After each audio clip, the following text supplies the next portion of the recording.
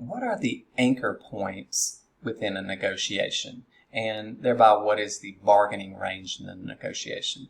Well, the anchor points is where, as we say, a party or both parties open up in the negotiation, meaning their first offer to the other side in terms of whatever interest they're pursuing. Okay, if I'm going to sell something for $10, I open up and say, I will sell it for $10. You reply, I will buy it for $5. Those are your anchor points. Now, what you're going to try to do from there is to negotiate yourself within a zone of potential agreement whereby you could arrive at a potential agreement in the negotiation. Okay? Now, between the anchor points, this is called your bargaining range. Your bargaining range is the area between the anchor points. Okay? Now, functionally, let me tell you a few things about how this works and strategically some things to keep in mind. Well, you know that you have to arrive between the other party's reservation point and your reservation point, what we call the zone of potential agreement. Okay? Your bargaining range, where the anchor points are, may not be within that zone of potential agreement. So unless you can undertake concessions and get within that zone of potential agreement, there's no chance for a negotiated agreement to arise. Okay? So with that being said, here's some strategic things to consider when opening up, when setting your anchor point or anchoring in the negotiation. What you want to do is make certain that what you request is reasonable. Okay? That is, meaning that it is within the perception of the other side of acceptability.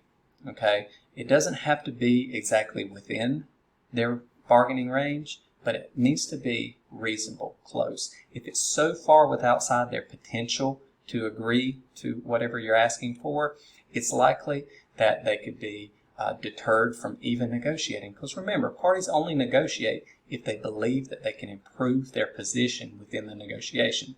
So keep that in mind. So you need to be researched, and it needs to be an informed request of the other side.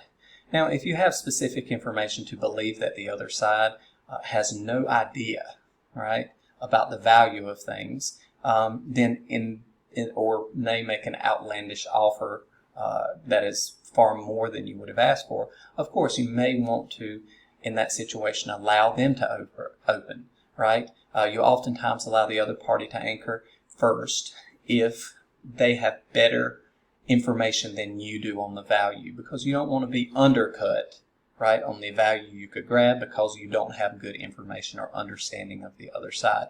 So those are just a couple of strategic points to remember. Make certain your anchor point is reasonable. That means it's informed. But if you're not well informed, you don't have good information, perhaps it's better to anchor on the other side.